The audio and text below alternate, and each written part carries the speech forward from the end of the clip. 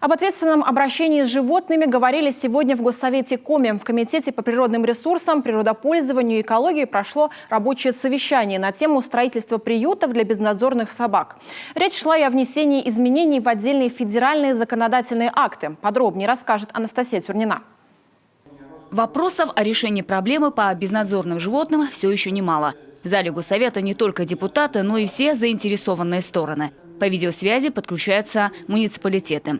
Усинск, например, рассказывает, что в январе в городе заработало муниципальное учреждение по обращению с животными без владельцев. Городское хозяйство обеспечивает безопасность граждан, дает крышу над головой, питание и медпомощь бездомным собакам. Это пункт передержки животных. Здание выделил один из социальных партнеров города. А Сосногорск в 2023 году подает заявку по проекту «Народный бюджет» на покупку вольеров для собак. Это положительные примеры. Но не везде на местах эта работа налажена, говорят депутаты Госсовета. Наконец-то такой большой сигнал подан нашим администрациям, что если они не будут работать, должным образом тоже начнутся штрафы.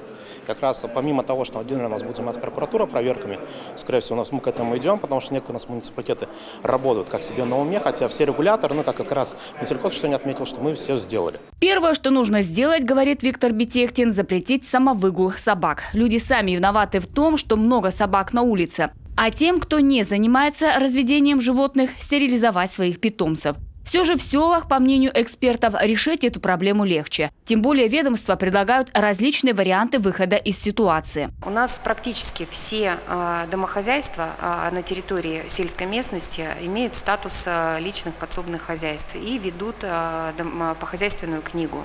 А похозяйственная книга, в принципе, оформляется главой сельского поселения, и это муниципальная услуга. В этой похозяйственной книге указывается в том числе и все содержащиеся домашние животные в том или ином домохозяйстве.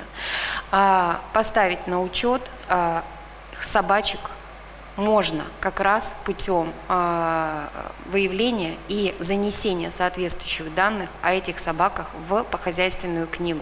Такой возможностью воспользоваться вполне возможно. По крайней мере, пока нет никаких других нормативных законодательных возможностей для организации этой работы в сельской местности. Есть такой опыт уже и в Ухте. Местные участковые и общественный инспектор в области обращения с животными проводят рейды. После них горожане становятся ответственнее, а случаев самовыгула собак меньше. По словам участников совещания, ситуация с обращением с животными в целом и с организацией приютов складывается в стране непросто. Это связано с отсутствием законодательного регулирования. В настоящее время в Госдуме находится около 20 законопроектов по этим вопросам, в том числе и предложения Коми парламента.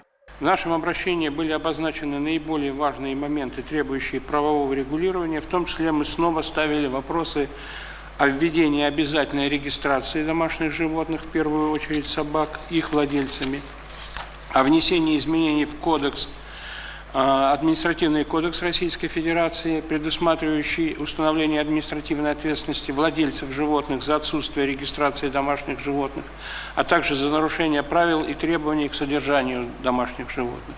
В прошлом году это обращение парламентариев в Коми в Госдуму поддержали многие субъекты. Теперь работа продолжается. Депутаты выделяют ключевые моменты, требующие новых решений на уровне республики. Анастасия Тюрнина, Олег Юшков, телеканал Юрган.